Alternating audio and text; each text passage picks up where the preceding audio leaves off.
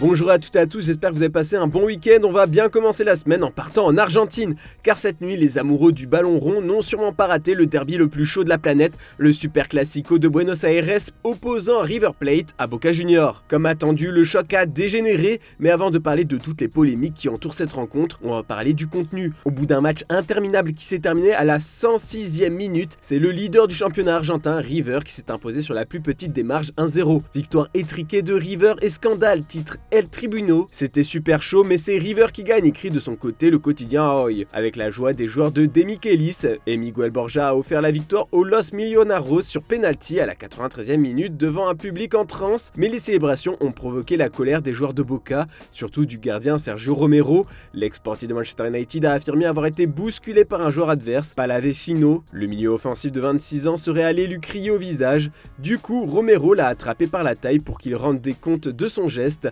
Son choix a provoqué une bagarre générale. En quelques secondes, la pelouse du Monumental s'est transformée en ring de boxe pour les journalistes d'Epoca. La police a carrément dû intervenir pour séparer les joueurs. L'arbitre est allé vérifier les images de la bagarre à la VAR et a distribué 6 cartons rouges, 3 pour chaque équipe. Ce n'est pas bon pour le spectacle, a regretté Enzo Pérez, le capitaine de River, auprès de TIC-Sport. Il a ajouté que beaucoup de gens se sont impliqués des deux côtés, le staff, les remplaçants. Nous avons essayé de les séparer et de les calmer, mais quand il y a autant de gens qui ne doivent pas être sur le terrain, qui plus est avec une telle nervosité, c'est difficile. Bon, on va feuilleter nos chers journaux français maintenant. C'était chaud en Ligue 1 ce dimanche. On va tout d'abord voir comment les médias locaux ont analysé la victoire 3-1 du PSG à 3. Pour le Parisien, ce succès permet à Paris de reprendre le large en tête du championnat. Lens, victorieux de l'OM samedi, devenait un sérieux candidat au titre. Mais maintenant, les nordistes sont désormais à 6 points du leader. Pour une fois, Paris a vécu un dimanche soir plus en accord avec ses standards de leader, peut-on lire dans les pages intérieures du quotidien. Et ça, c'est une grande partie grâce à Vitinha et Fabian Ruiz qui ont tous les deux trouvé le chemin des filets et se sont appliqués sur l'ouverture du score de Mbappé. Ça ressemble plus à ce qu'on doit faire, a déclaré Christophe Galtier.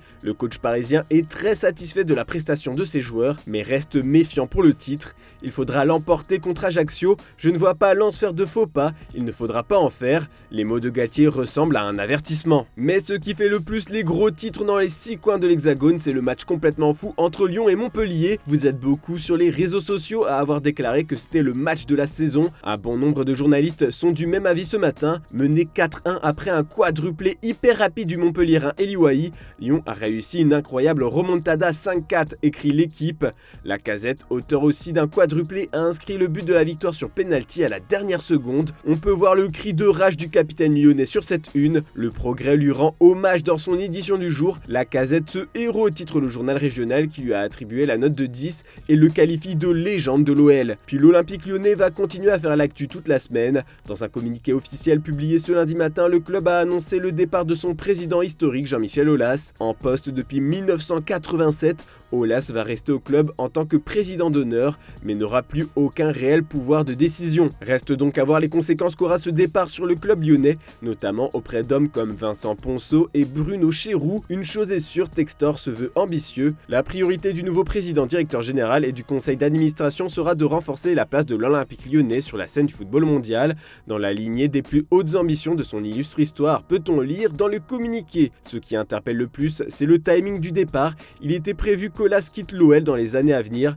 mais il avait encore 3 ans de mandat à la tête du club. Comme l'explique l'équipe, Aulas n'a jamais réussi à faire les changements que souhaitait Textor dans le département football de l'OL. Textor et Aulas n'étaient donc plus sur la même longueur d'onde et le divorce était inévitable. Aulas va tout de même repartir avec un joli chèque de 10 millions d'euros. Si ce week-end les Anglais ont couronné leur nouveau monarque, les fans de foot attendent toujours de connaître le prochain champion de Premier League. Et dans cette lutte acharnée opposant Manchester City à Arsenal, Mikel Arteta est prêt à se battre jusqu'au bout, même si les Gunners ont été dépassés. Le coach espagnol a insisté sur le fait qu'Arsenal est toujours dans la course au titre après sa meilleure performance de la saison. Les joueurs se sont offerts une belle victoire à Newcastle 2-0 comme le rapportent le Daily Mirror et le Daily Express. Pour la victoire finale, Arsenal pourra compter sur son maître à jouer Martin Odegaard. Le Norvégien enchaîne les performances de grande classe ces dernières semaines. Pour les journalistes du Daily Mail, s'il n'y avait pas eu Haaland, Odegaard serait le joueur de l'année. Mais qu'est-ce qui pousse les Gunners à autant se donner? Le Daily Telegraph nous explique qu'Arteta a une méthode étonnante pour motiver ses hommes. Le manager montre des vidéos qui touchent l'orgueil des joueurs.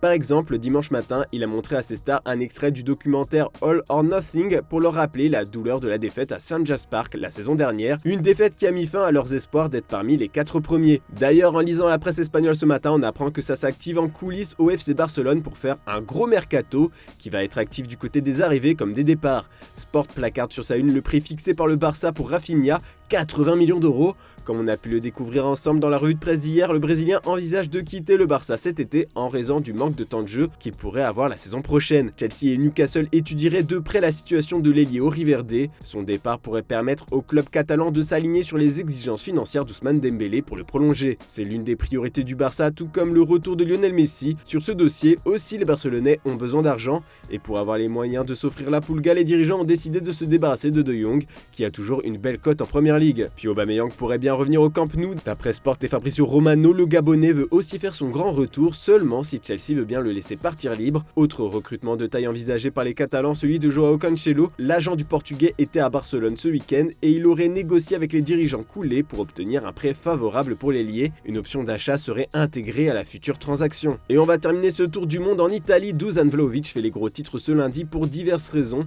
D'abord pour son énorme match contre l'Atalanta où il a trouvé le chemin des filets. Le Serbe a fait parler sa joie et sa colère comme l'écrit la Gazzetta dello Sport dans son édition du jour. Le buteur a fait preuve d'une grande force de caractère à Bergame car il a été victime de chants racistes. Il a fait signe aux supporters de la DA de continuer en les provoquant après son but. Un geste qui a coûté un carton jaune au joueur bianconero.